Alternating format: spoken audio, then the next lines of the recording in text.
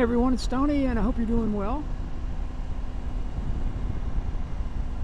I am just leaving the Skyline Lodge in Ghent, West Virginia. Behind me is my riding companion, Billy Foster. We came up Friday for a little weekend getaway. And we've had 2 really good days of great riding. Friday was awesome. Yesterday was just such a good day. Weather was perfect. We had a good lunch at my favorite restaurant, or one of my favorite restaurants in Fayetteville, not North Carolina, but Fayetteville, West Virginia. But we rode around the New River Gorge. Rode around Summersville Dam. We just had a really good time.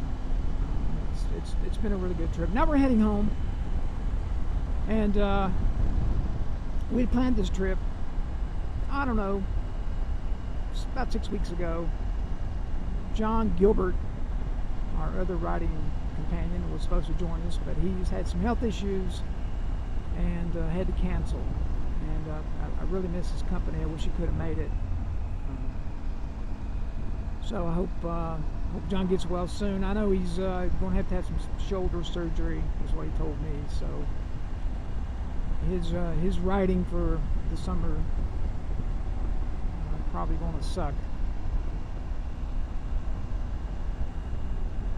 So this is Route 19, and we're heading down to Princeton. This road parallels I-77, and you'll see glimpses of it here in just a minute. Well, we just crossed it back there.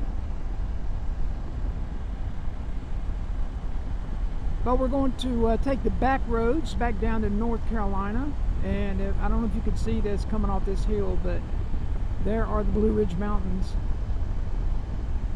or the Appalachian Mountains. Not necessarily the Blue Ridge Mountains, but they are there. They are up there. But coming off of I-77, which is to my left, you'll see it right here. At the top of the hill back there, that's just a gorgeous view. It is absolutely beautiful. But one thing I will mention, if you see the little wrench here on the display, along with the hazard warning, my bike needs servicing. It's telling me that it needs servicing, but it doesn't need servicing, and I will explain. Every time you service this bike, the factory recommended service intervals, if it will tell you, hey, you're approaching the interval, and then once it gets to that, once you're past the service date, that little wrench comes on to tell you, hey, you need to service your motorcycle. Now, this bike just turned over 10,000 miles. I think I've put more miles on this bike. Any bike that I've owned in the past 15 or 20 years, I've probably put more miles on this bike than any bike that I've owned, and the reason being is I've taken more trips with it. But 2 weeks ago, I flushed the coolant and replaced the coolant. That needs to be done every 3 years. About a month or 2 before that, I had flushed the brake system and replaced the brake fluid. And you can see right here how clear it is. It's got fresh brake fluid in it. So the only thing that's left to do is to do an oil change, and I knew I had to do an oil change, but I'm going to do it when I get home this week, not today.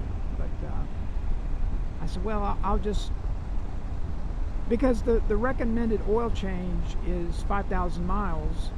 I don't put 5,000 miles a year on the bike, but I do change it every year regardless, and I change it before the interval is up. I have a date that I change it. Now, I have something called Dealer Tool, which allows me to go in and plug into the ECM and reset the service light. That's one thing I don't like about this motorcycle. I love this Triumph, I really do. But I don't like that Triumph makes you have to take the bike to the dealer to get the service light reset or to get your bike serviced. I do all my own servicing. The only thing I haven't done to this bike is I just put tires on it. That's not something I'm going to do. I'm going to let the dealer do that. And I just had two Michelin Road 6 tires put on at the dealer. And all the other service work I'll do myself, that I feel comfortable doing. So, yeah, I don't like the fact that they make you, if you do your own service work, you have to take it back to the dealer to get the light reset, and then they charge you a fee. I don't know what it is, because I think I bought this dealer tool program for, I think it was $125. I think that's what it was. And it's really simple to go in there, and all you do is reset the date and the mileage. I had thought that this bike was doing oil change in July. Here it is, today's what, the 14th of June, I think. And I had forgotten. I thought I had another month before the service light came on. But evidently the last service I did it a month early. And I went ahead and reset the service light, and of course at 365 days or 5,000 miles, it's going to give you this warning, which it's doing right now. So that's okay. There's nothing wrong with it. When it came on yesterday, when I was riding, I'm like, oh no, what's wrong with my bike? And I finally got to thinking, well, there's nothing wrong with it. It's just the service light telling me I need to do the 10,000 mile service. So there you have it. Sorry for the long explanation, but that's really, I hate that about this bike. I hate that about it. And this is not a rant. I just don't like, I don't think that's right for manufacturers to do that. I'm not blaming my dealer. I blame Triumph and these other manufacturers that they want to force you to take the bike back to the dealer. And look, if that's what you like to do, that's fine. But I don't. I like tinkering with my bike. And I will say, at 12,000 miles, I have to have the valves adjusted. And that is, I asked my dealer when I had the tires put on.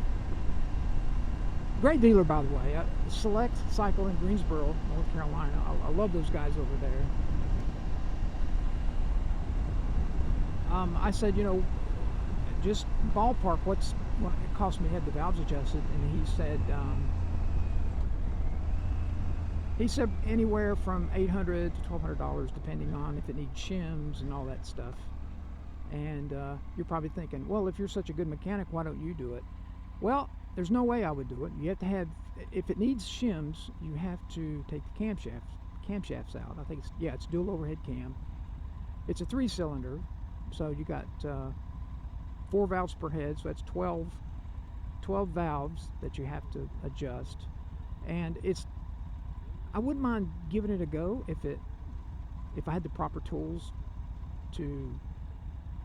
There's a gauge, I think, that you got to use to get the camshaft put back in place. I looked at it on YouTube and read about it. It's nothing I really want to do, but adjusting the valves is not hard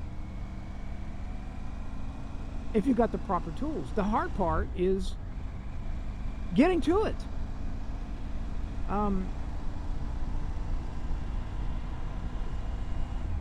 Something I do like about this bike, most of these ADV style bikes have the air cleaner under the gas tank, and this one's no different.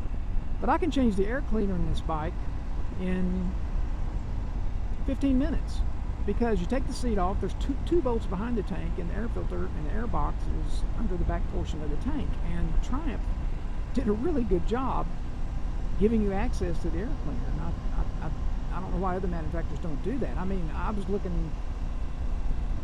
some Hondas, and you got to take the gas tank off and all these side panels off. And I will tell you, it's a job taking these panels off. And if you don't know what you're doing, you risk breaking them. They got these little plastic rivets, and it has to go in there a certain way. And if you're not used to doing it, you can make a mess of it.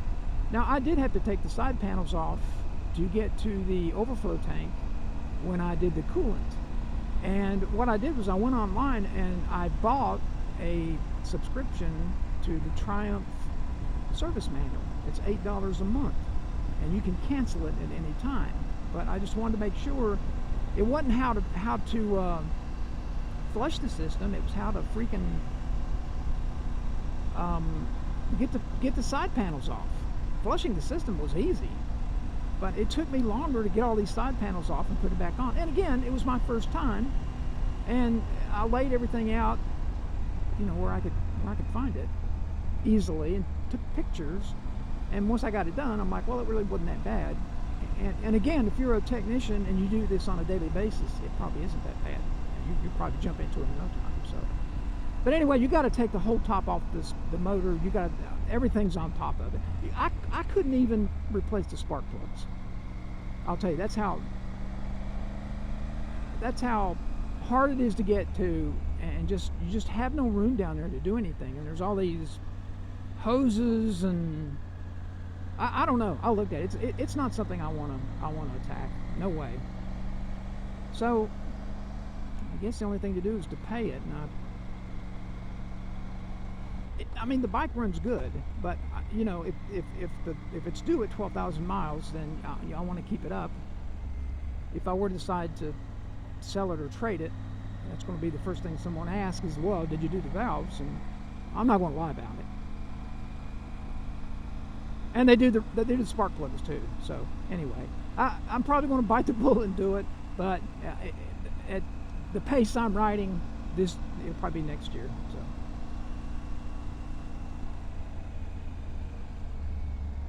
But it's a perfect touring bike for me. I mean, it is really, really fun. It's fun in the twisties. I'm kind of taking it easy right now. I got Bill behind me, and he's on his electric glide.